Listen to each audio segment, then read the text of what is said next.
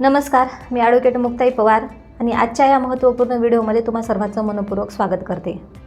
कधी काय होतं, गावातल्या एका व्यक्तीचं कशा न कशा कारणावरून गावामध्ये भांडण झालं आणि तो व्यक्ती जर करता पोलीस स्टेशनला तक्रार देण्यासाठी गेला तर त्या ठिकाणी त्याची तक्रार नोंदवली जात नाही। कुठलेही कारण त्याला सांगून त्याची तक्रार किंवा त्याचा FIR त्या ठिकाणी नोंदवून घेतला जात नाही। तर अशा वेळी काय करायचं, घाबरून जायचं नाही। आपण भारतीय देशाचे नागरिक आहोत, संविधान कायदा हा आपल्यासोबत आहे, नागरिकांच्या संरक्षणासाठी आहे।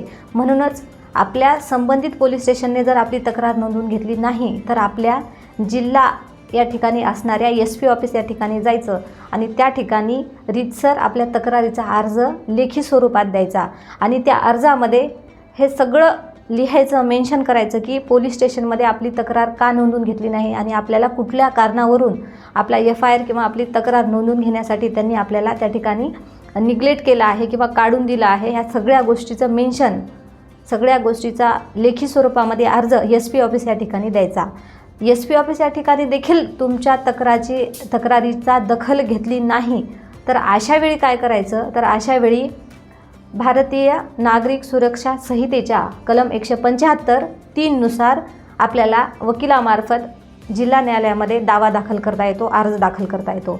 आणि आपण दाखल केलेला अर्ज जर माननीय न्यायाधीशांना आपली तक्रार जर खरी वाटली तर न्यायाधीश हे त्या ठिकाणी चौकशी करण्याचा आदेश देऊ शकतात आणि आपल्या तक्रारीची दखल न्यायालयामध्ये नक्कीच घेतली जाईल।